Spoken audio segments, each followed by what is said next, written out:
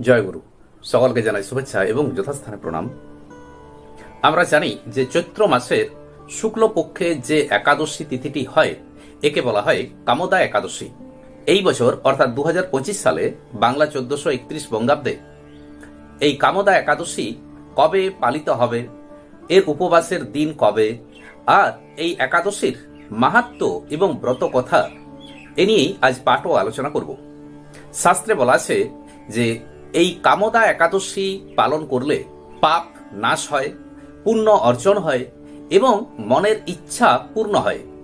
জাগতিক ইচ্ছা অর্থাৎ আমাদের যে সমস্ত পার্থিব জাগতিক কামনা বাসনা ইচ্ছা আকাঙ্ক্ষা থাকে, এই সমস্ত আকাঙ্ক্ষা এই ব্রত পালন করলে তা পূর্ণ হয়।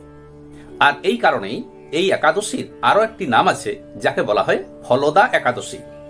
এই কামদা একাদশী তিথিতে একাদশী পালনের শাস্ত্রসম্মত নিয়ম কানুন মেনে উপবাস করে ভগবান বিষ্ণুকে তার অবতার শ্রীকৃষ্ণের রূপে পূজা করা হয়। বরাহ পুরাণে এই একাদশীর ব্রত এবং মাহাত্ম্য কথা বর্ণিত আছে। মহারাজ যুধিষ্ঠির একবার ভগবান শ্রীকৃষ্ণকে জিজ্ঞাসা করেছিলেন যে, হে বাসুদেব, এই কামদা একাদশীর ব্রত এবং মাহাত্ম্য আমি জানতে চাই, দয়া করে আমাকে বলুন। তখন ভগবান শ্রীকৃষ্ণ মহারাজ যুধিষ্ঠিরকে বললেন যে, দেখো যুধিষ্ঠির, এই ব্রতের কথা একবার মহর্ষি বশিষ্ঠ মহারাজ দিলীপের কাছে কীর্তন করেছিলেন। মহর্ষি বশিষ্ঠ যে ব্যাখ্যাটি দিয়েছিলেন এই ব্রত কথা এবং এর মাহাত্ম্য সম্পর্কে যা কিছু বলেছিলেন তা আজ আমি তোমার নিকট কীর্তন করছি। ভগবান শ্রীকৃষ্ণ এবার যুধিষ্ঠিরের কাছে এই একাদশীর যে ব্রত মাহাত্ম্য সে কথা বলতে লাগলেন। ভগবান শ্রীকৃষ্ণ বললেন যে, মহর্ষি বশিষ্ঠ তখন মহারাজ দিলীপকে বললেন যে, অতি প্রাচীনকালে এক অতি মনোরম নাগপুরে নাগেরা, বিষধর নাগেরা বাস করতেন। তাদের রাজা ছিলেন পুণ্ডরিক। গন্ধর্ব, অপ্সরা, কিন্নর প্রমুখদের দ্বারা তিনি পূজিত হতেন, সেবিত হতেন। এই রাজসভায় ললিত এবং ললিতা নামে এক গন্ধর্ব দম্পতি তারা অতি সুখে জীবনযাপন করতেন। এমন সময় একদিন হলো কি যে রাজা পুণ্ডরিকের রাজসভায় ললিত গান গাইছেন। ঠিক এমন সময় তার মনে ললিতার কথা মনের মধ্যে জেগে ওঠে। তো যেই না ললিতার কথা তিনি চিন্তা করলেন, তেমনি তার তাল ভঙ্গ হলো। বিষয়টি কর্কটক নামে এক নাগ বুঝতে পারেন এবং তিনি রাজা পুণ্ডরিককে এ সম্পর্কে জানান। এতে রাজা অত্যন্ত ক্রুদ্ধ হলেন। তিনি ললিতকে অভিশাপ দিয়ে বললেন, ললিত, তুমি রাক্ষস হও। সঙ্গে সঙ্গে ললিত এক ভয়ঙ্কর রাক্ষস মূর্তি ধারণ করলেন। এই ভয়ঙ্কর চেহারা দেখে ললিতের স্ত্রী ললিতা অত্যন্ত চিন্তিত এবং ব্যাকুল হয়ে পড়লেন। ললিত এবার সেই রাক্ষস মূর্তি ধারণ করে এক দুর্গম বনে চলে গেলেন। ললিতা তিনিও কিন্তু তার সঙ্গ ছাড়লেন না, অর্থাৎ ললিতের সঙ্গ ছাড়লেন না, সাথে সাথেই গেলেন। কিন্তু ললিত বনের মধ্যে গিয়ে মানুষকে ভক্ষণ করতে থাকে, নরমাংস ভক্ষণ করতে থাকে। ললিতা তার এই অবস্থা দেখে অত্যন্ত দুঃখিত হলেন, চিন্তিত হলেন। তো এবার ললিতা গভীর বনের মধ্যে প্রবেশ করলেন আর বিন্ধ্য পর্বতে গিয়ে হাজির হলেন। সেখানে তিনি ঋষ্যশৃঙ্গের আশ্রম দর্শন করলেন। মুনি ঋষ্যশৃঙ্গের আশ্রম দর্শন করলেন আর সেই আশ্রমে প্রবেশ করে দেখলেন যে মুনিবর তপস্যায় নিমগ্ন আছেন। তখন ললিতা মুনিবরকে ভক্তি ভরে প্রণাম জানিয়ে সেখানে দাঁড়িয়ে রইলেন।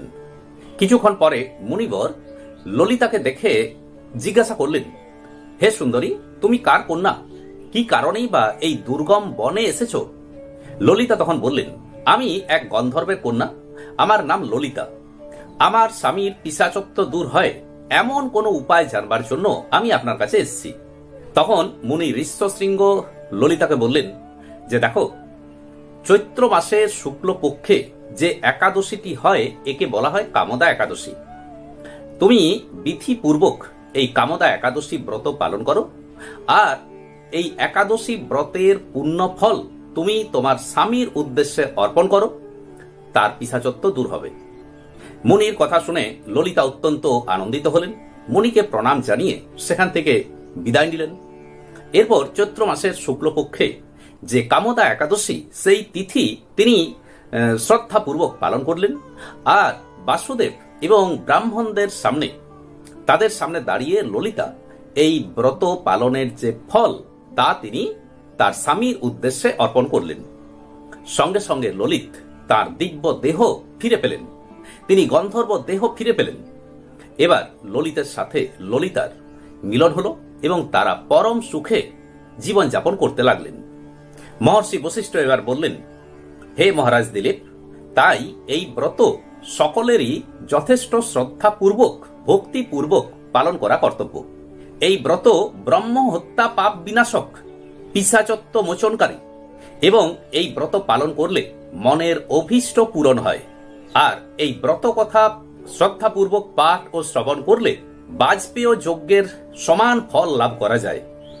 মহর্ষি বশিষ্ঠ এই কামদা একাদশী সম্পর্কে যে ব্যাখ্যাটি রাজা দিলীপকে দিয়েছিলেন, আজ ভগবান শ্রীকৃষ্ণ সেই ব্যাখ্যাটি মহারাজ যুধিষ্ঠিরের কাছে কীর্তন করলেন।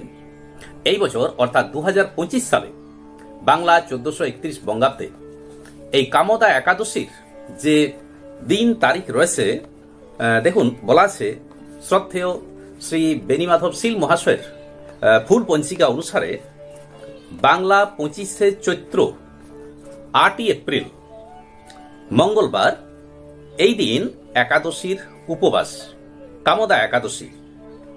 তো তার আগের দিন অর্থাৎ 24শে চৈত্র 7ই এপ্রিল সোমবার, এই দিন দেখুন দশমী থাকছে রাত্রি 11টা 11 মিনিট পর্যন্ত। দশমী থাকছে সোমবার অর্থাৎ 24শে চৈত্র 7ই এপ্রিল 11টা 11 মিনিট পর্যন্ত দশমী থাকছে, অর্থাৎ 11টা 11 মিনিটের পর একাদশী তিথি শুরু হচ্ছে। আর একাদশী তিথি থাকছে 25শে চৈত্র 8ই এপ্রিল মঙ্গলবার। একাদশী থাকছে রাত্রি 11টা 20 মিনিট পর্যন্ত। রাত্রি 11টা 20 মিনিট পর্যন্ত একাদশী তিথি থাকছে।